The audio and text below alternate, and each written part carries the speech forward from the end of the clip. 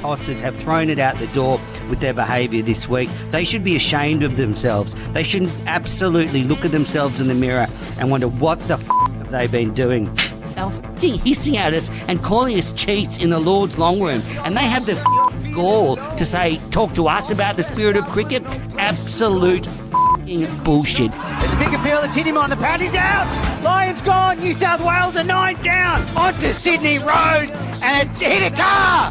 Oh, I think it's hit a car. What a way to bring up your 50. All you want is to leave it all behind. Now there is a simple remedy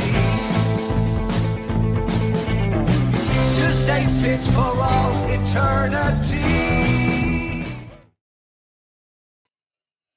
Hello everybody, and welcome back to the Cricket Unfiltered podcast. I am Menners, and I'm here to wrap up Australia's first game of the T20 World Cup, and they have started in convincing fashion, thumping a pretty ordinary Irish outfit by 67 runs. Fantastic stuff to get things going. Great to be with you. Lots to talk about. So Australia won by 67 runs. Marcus Stoinis top scored with the bat for Australia, making 45 in Australia's total of 6 for 182. And then Ireland fell 67 runs short, with Ellis and Zampa taking 4 wickets each. Nathan Ellis was the player of the match for Australia. And yeah, it was a pretty poor show from Ireland. They were okay with the ball and in the field. They did keep taking wickets just when Australia looked like they might really surge ahead with the bat. But then when it was Ireland's turn to bat, they were pretty poor. They slumped very early and were never in the game. So let's go through all the news, because there is lots of news from the Australian camp. So before the game started, there was a press release from the Australian camp that the captain, Mitchell Marsh, has internal testicular bleeding. Ouch. That's all I can say. That must really hurt. That was after suffering a blow to the groin in training. This is from the statement, he's been suffering discomfort. Yeah, the scans revealed this internal testicular bleeding, and he will now, he's going to miss tonight's game, and then probably, highly doubtful for the game on Friday against Zimbabwe.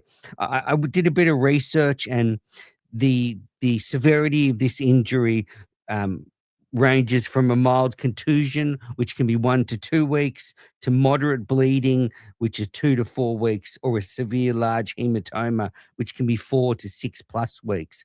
So this could actually rule Mitch Marsh out of the whole World Cup if this doesn't get better soon. So Australia have called over Steve Smith to be on standby in Colombo, in Sri Lanka, for the rest of the group stage and potentially the Super 8. So if Marsh doesn't get better, Smith's going to come into the squad.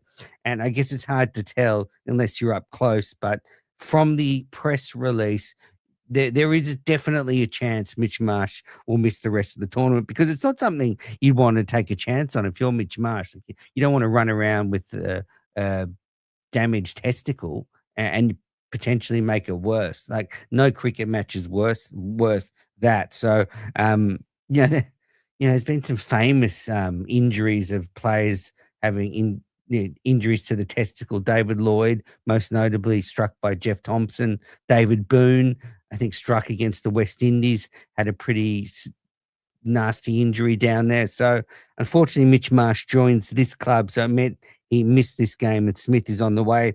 So Australia were very short for this opening game. No Mitch Marsh, no Tim David. He's still coming back from injury, and therefore they only had basically 12 players to choose from. So Ben Dwarshuis missed the final 11. Matt Renshaw played.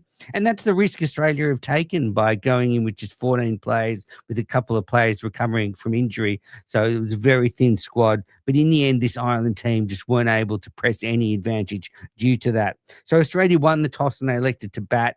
Good decision. Travis Head was the skipper, taking over from Mitch Marsh. Yeah, really good decision to bat first, because the pitch did turn, and in Sri Lanka the conditions are going to be different to India. The pitches will be a little bit more challenging to chase on. So right decision to bat first, especially after what happened in Pakistan. No need to take any chances. Put a big total on the board and put and a weak Irish team under pressure. So the main features of the Australian innings, lots of starts. Um, Josh Inglis ran out the skipper on the seventh ball of the innings. Never good to do that. And then Cameron Green joined Inglis early, and he continued his frustrating run. Got 21 off 11 deliveries, looked good, but just shanked one to mid wicket off the toe of the bat. Just when he looked like he was getting going, Josh Inglis made a nice 37 off 17. Had to do well after running the skipper out. Again, got a start, but didn't go on with it. Australia were 3 for 69 after 6.5 overs when Glenn Maxwell came to the crease. Now, he's been averaging under 16 in the Big Bash last summer. So he would have been really good if he could get some runs in this innings, but he failed. He was out for 9, caught behind off the off spinner Tector. And that had Australia 4 for 88. 4 for 88 and in a little bit of trouble. Renshaw was brought to the crease then, and he took 28 balls to score a boundary before he was out for 37 off 33. At this stage, Australia was 5 for 149. Marcus Stoinis was holding it together at this stage. He was eventually out for 45, and Australia finished the innings 6 for 182. And that's probably about par, 9 runs per over. Australia did keep finding the boundary, but never really were able to get away from this Irish side. And I don't know, looking at the conditions and the way the ball was behaving later on in the day when Ellis and Zampa were bowling, probably not the easiest conditions to bat. So a pretty good performance from Australia there in testing conditions, losing Mitch Marsh, not having many options, and they performed really well. So, Connolly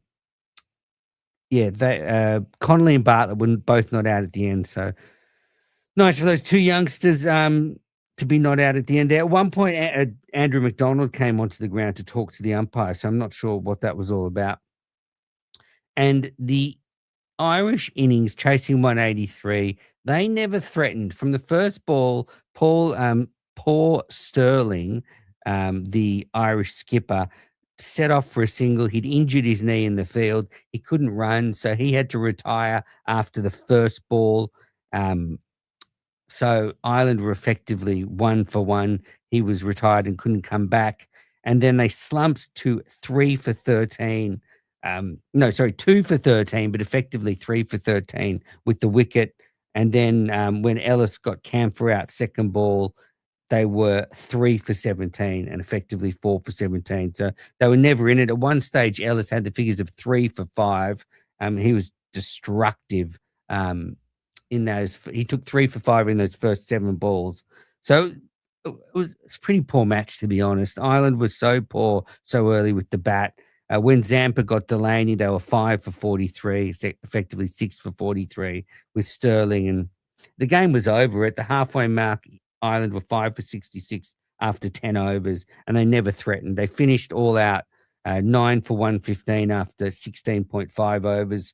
Nathan Ellis, 4 for 12 off 3.5 overs. Adam Zampa, 4 for 23 off his 4 overs. Xavier Bartlett, 2 overs, none for 22. Matthew Kuhneman, 4 overs, 1 for 29. And Cooper Connolly, 3 overs, none for 26. So I think, looking at that Australian team and that performance, they just completely outclassed Ireland. And the Irish side maybe had an opportunity with Australia a little bit rattled, losing their skipper, being under strength, but they were just never able to press home any advantage. They dropped 3 catches, and it was just a pretty poor performance from this Irish side that have now lost 2 games to start this T20 World Cup. So challenges for Australia now, they are really under strength, and I guess we'll be assessing Mitch Marsh's fitness and how he pulls up after this internal testicular bleeding. I don't know how long they can carry him for, and this campaign reminds me of the 2023 50 over World Cup. It started in similar fashion, except they lost, I think, the first game.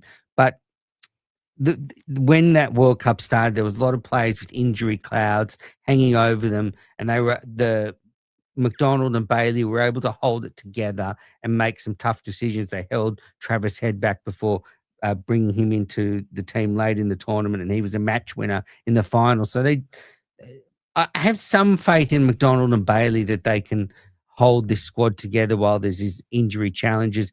Tim David needs to come back into that lineup because all of a sudden it looks a lot better when say push out a Matt Renshaw who looked pretty poor today, 37 off 33. Yeah, not a terrible innings by any means, but you'd much rather have the power of Tim David there than Matt Renshaw at this stage, or even Cooper Connolly. Maybe you could go Renshaw over Connolly with Tim David coming in. You do want Connolly's bowling, but who knows? The point is, Australia need to start to get their team together. They play Zimbabwe Friday, then Oman and Sri Lanka next week, and then it's into the Super 8. So they do have a bit of time to get things together if they can keep winning these easier games. They've obviously got to beat Zimbabwe, got to beat Oman, and then they should be right to get through to the next round. I thought today could be a bit of a banana skin for them with the injuries. And yeah, Australia did look a little bit off with the bat. They did look a little bit rattled, but they just did enough. They just did enough to win this game. Put a good score on the board and then looked impressive.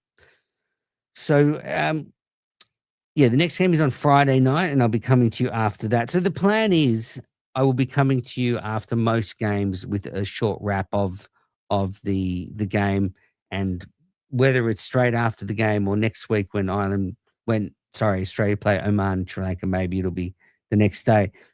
But, all in all, you have to say convincing start for this Australian side. Stoinis continues his stellar run in T20 World Cups for Australia. And Ellis was so impressive with the ball. And without Hazelwood, Stark and Cummins, he started this tournament off perfectly. And, we can expect Ellis, I think, to do really well. So wrapping it up, I've got a couple of things I just want to go over before I leave you.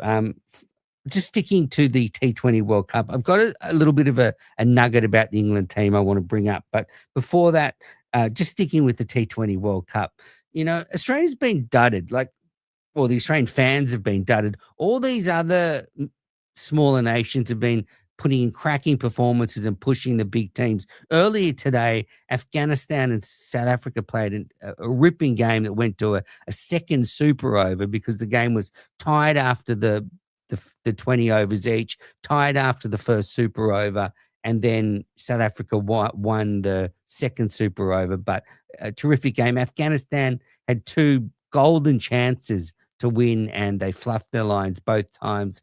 Firstly with the bat, and then with the ball. So really, they only have themselves to blame. You can't give South Africa 3 chances to beat you because they will take one. So that was a terrific game, and Australia didn't quite get the Australian fans didn't get the same entertainment tonight because Ireland were just outmatched.